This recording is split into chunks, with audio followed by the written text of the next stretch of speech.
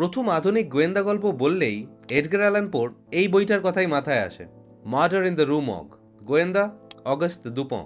পুরুষ, আর সত্যি বলতে কি 10 জন বিখ্যাত গোয়েন্দা চরিত্রের মানে গল্পের গোয়েন্দাদের নাম জিজ্ঞেস করলেই যাদের কথা প্রথমেই মাথায় আসবে তাঁরা বেশিরভাগই পুরুষ। Sherlock Holmes, Hercule Poirot, Dupin, Father Brown, Sam Spade, Monsieur Lecoq বা আমাদের ব্যোমকেশ। কোইন্সিডেন্স নির্ভর ট্রাভেলগ বললে ফেলুদা। হ্যাঁ, মিস মার্পল বা ন্যান্সি ড্রু জাতীয় চরিত্ররা আছেন বটে, কিন্তু বিখ্যাতদের মধ্যে ওই 2-1 জন। কারণটা সহজেই অনুমেয়, অবভিয়াস পুরুষতান্ত্রিক স্ট্রাকচারের প্রতিফলন। আমাদের এখানকার গোয়েন্দা সাহিত্য মানে ছোটদের জন্য লেখা ক্লাসিক গোয়েন্দা গল্পগুলো অনেক ক্ষেত্রেই সিরিয়াস বা গুরুত্বপূর্ণ নারী চরিত্র বর্জিত, এবং এই অবভিয়াস পুরুষতান্ত্রিক কনস্ট্রাক্টটা জাস্টিফাই করতে কেউ কেউ নিজেদের হিস্টোরিক্যালি সান্ত্বনা দেন এই বলে যে নারী চরিত্র ইন্ট্রোডিউস করলে গল্পগুলো সব প্রাপ্তবয়স্কদের জন্য হয়ে যাবে। এই চূড়ান্ত ভাটের যুক্তির প্রসঙ্গে পরে আসছি। আপাতত একটা প্রশ্নের উত্তর খুঁজি, বিশ্বের প্রথম আধুনিক নারী গোয়েন্দা চরিত্র কে? সাহিত্যে তাঁর প্রথম অ্যাপিয়ারেন্স ঠিক কখন এবং কীরকম সামাজিক পরিস্থিতিতে? সবচেয়ে বিখ্যাত নারী গোয়েন্দা চরিত্র আর্গুয়েবলি মিস মার্পল, মানে জেন মার্পল। আগাথা ক্রিস্টির কলমে যাঁর আত্মপ্রকাশ 1927 সালে ছোট গল্পে ইংল্যান্ডের রয়্যাল ম্যাগাজিনের পাতায়। পরে অবশ্য ক্রিস্টি তাকে নিয়ে আরও অনেক গল্প উপন্যাস লেখেন, কিন্তু মার্পল অবশ্যই প্রথম নন। তাঁর আগেও অনেক নারী গোয়েন্দা এসেছেন সাহিত্যে, কিন্তু কয়েকটি মাইল ফলক চরিত্র নিয়েই আলোচনাটা করা যাক। যেমন ইনি মিসেস গ্ল্যাডেন। 1864 সালে এর গল্পই উঠে আসে লেখক অ্যান্ড্রু ফরেস্টারের কলমে।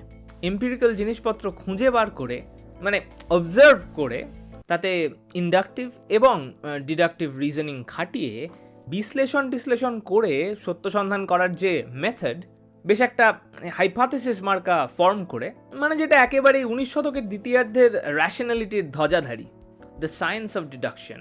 সেটা জনক কিন্তু আসলে শার্লক হোমস নন।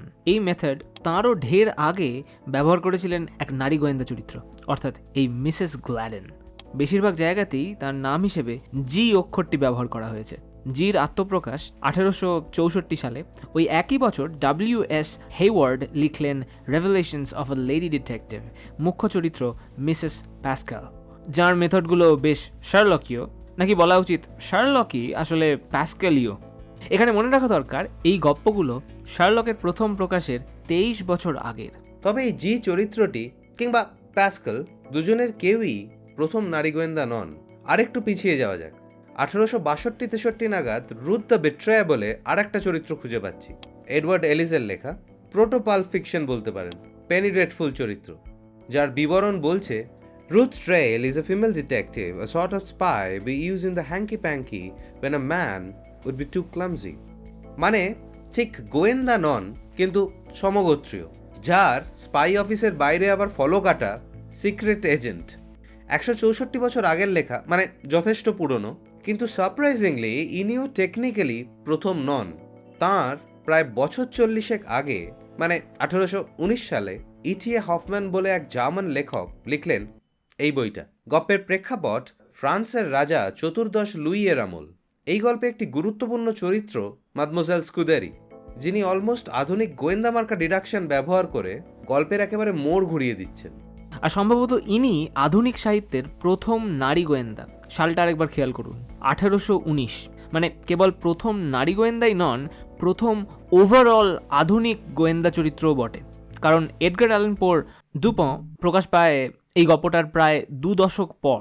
এবার দেখুন, স্কুডেরি চরিত্রটি গোয়েন্দা নাকি প্রোটো গোয়েন্দা তা নিয়ে বিতর্ক আছে, কিন্তু তিনি যে আধুনিক ইউরোপীয় ধাঁচের গোয়েন্দা গল্পের পথিকৃৎ, মানে ফর্ম এবং কন্টেন্ট দুয়ের নিরিখেই, সেটা নিঃসন্দেহে বলা যায়। তাঁর ডিডাকশন পদ্ধতির হাজার রকম সমালোচনা সত্ত্বেও। শুধু সাল তারিখ আর ঘটনা নিয়ে যদি আমরা ভিডিও করতাম তাহলে ব্যাপারটা এখানেই শেষ হতে পারত, কিন্তু সেটা তো আমরা করি না, কাজেই বুঝতেই পারছেন ভিডিওটা এখানে শেষ নয়। আচ্ছা, একটা জিনিস এখানে বলে রাখা ভালো, স্কুডেরি থেকে মার্পেলের যাত্রাপথে আরও অনেক নারী গোয়েন্দা চরিত্র এসেছেন। অত ডিটেলসে যাচ্ছি না, কিন্তু কয়েকটা জেনারেল ট্রেন্ডে চোখ বোলানো দরকার। 19 শতকের থ্রিলার বা সাসপেন্স সাহিত্যে যেসব মহিলা চরিত্ররা আসছেন তারা কিন্তু অনেক ক্ষেত্রেই গল্পের প্রপ, মানে পুরুষ প্রোটাগনিস্টদের ন্যারেটিভ এগিয়ে নিয়ে যাওয়ার টুল। এবং সেটা খুবই স্বাভাবিক ব্যাপার, কারণ সমসাময়িক পুরুষতান্ত্রিক কনস্ট্রাক্টগুলো যে সাহিত্যে ছাপ ফেলবেই, এ আর নতুন কি।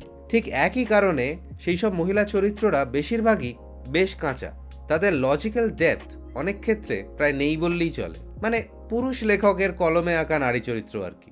কিন্তু এ তো গেল গপ্পের চরিত্ররা।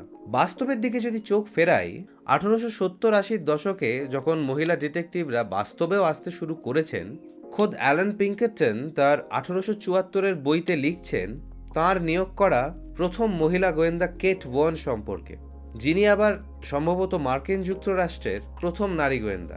মানে বাস্তবে পিঙ্কারটন অবশ্য প্রশংসাই করছেন, কিন্তু সেই প্রশংসাও আবার সেই যুগের পুরুষতান্ত্রিক নানা রকম স্টিরিওটাইপে জর্জরিত।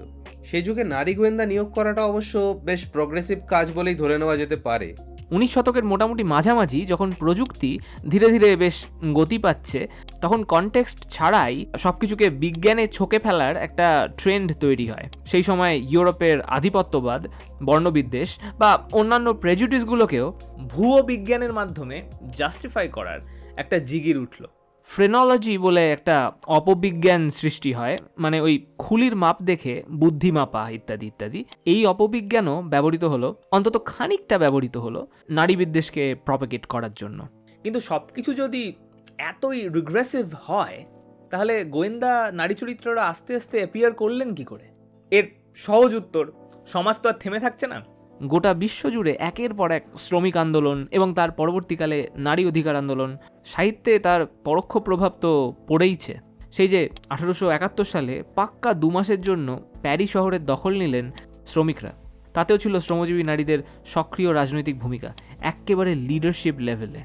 যাকে মিস মার্পেলের প্রসঙ্গে আরেকবার ফেরা যাক। মিস মার্পেলের গল্পগুলো নিঃসন্দেহে খুব কোজি, কিন্তু প্রশ্নটা হলো কেন কোজি?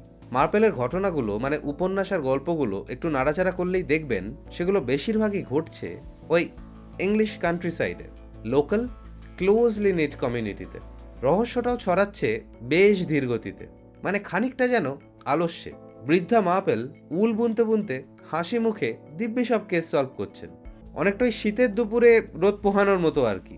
আরামদায়ক, কিন্তু হাই স্টেক নয়।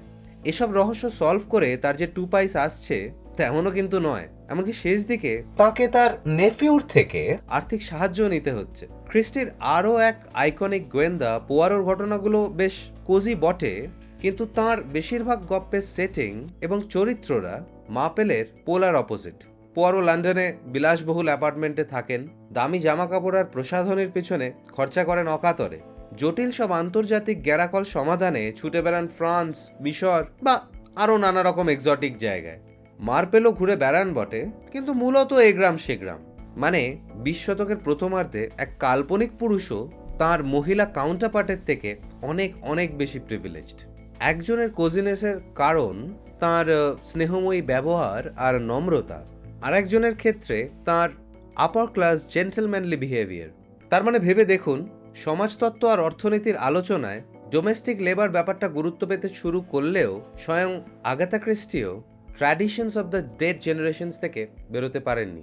আর একটা জিনিস খেয়াল করবেন, পুরুষ গোয়েন্দারা সেই আদ্যিকাল থেকে শুরু করে বর্তমান ছবি সিরিজ অনেক ক্ষেত্রেই আতপাগলা অগোছালো তো বটেই, এমনকি কিছু ক্ষেত্রে বেসিক হাইজিনটুকুও মেনটেন করেন না।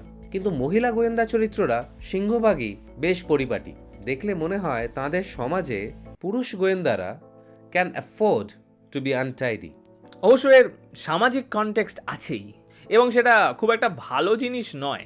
দেখবেন এখনও অনেকে ব্যাচেলার ছেলেদের ঘরবাড়ি তো একটু অগোছালো হবেই, এরকম অ্যাবসলিউটলি ভাটের কথা বলে থাকেন। মানে এখানে জামার স্তূপ, ওখানে 30 বছর ধরে না কাচা গামছা, এসবই যেন খুব স্বাভাবিক ব্যাপার। এবং রদ্দি পপ কালচারে এগুলোকে খানিকটা গ্লোরিফাইও করা হয়। এই পুরো ব্যাপারটাতে বা এই ব্যাপারটা মেনে নেওয়ার মধ্যে খালি চোখেই এত পেট্রিয়ার্কি রয়েছে যে আলাদা করে আর বিশ্লেষণ করার দরকার পড়ে না। আগাথা ক্রিস্টি যে সময় মার্পল লিখছেন, ততদিনে বিশ্বজুড়ে নারী অধিকার আন্দোলন গতি পেয়েছে। সোভিয়েত ইউনিয়নে তো বটেই, এমনকি মার্কিন মুলুকেও কিছু দূর অবধি সফলও হয়েছে। এবং তারপরে তো পৃথিবী জুড়ে আরও অনেক প্রোগ্রেসিভ পরিবর্তন হয়েছে। তা সত্ত্বেও এখনও গল্পের নারী গোয়েন্দারা অনেক ক্ষেত্রেই বহু পুরুষতান্ত্রিক রেলিক বয়ে বেড়াচ্ছেন, এবং কিছু ক্ষেত্রে অজান্তেই লেখকদের এই লেন্সটা ব্যক্তিগত নয়, সামাজিক। তাই এটাকে আনলার্ন করার প্রসেসটাও ব্যক্তিগত নয়, সামাজিক। এত কিছুর ভিড়ে একটা গুরুত্বপূর্ণ বিষয় মিস হয়ে গেল। প্রথম নারী গোয়েন্দা চরিত্রগুলো বেশিরভাগই পুরুষদের লেখা। নারী সাহিত্যিকের কলমে প্রথম পেশাদার নারী গোয়েন্দা চরিত্র কে? অনেকের মতে ইনি, লাভডে ব্রুক, ব্রিটিশ লেখিকা ক্যাথরিন এল পার্কিসের সৃষ্টি, 1893-94 সাল নাগাদ। ক্যাথরিন পার্কিস খুবই ইন্টারেস্টিং মানুষ। ভবিষ্যতে একে নিয়ে বিস্তারিত আলোচনা করার ইচ্ছে আছে। আপাতত এই ভিডিওটা এখানেই শেষ। ভিডিওটা ভালো লেগে থাকলে লাইক বাটনে একবার প্রেস করবেন, ভালো না লেগে থাকলে ডিসলাইক বাটনে দুবার প্রেস করবেন, আর ইচ্ছে হলে সাবস্ক্রাইব করতে পারেন যদি না করে থাকেন। আর সময় পেলে আমাদের চ্যানেলের বাকি ভিডিওগুলো যেমন এইটা দেখতে পারেন। পরের ভিডিওতে দেখা হচ্ছে।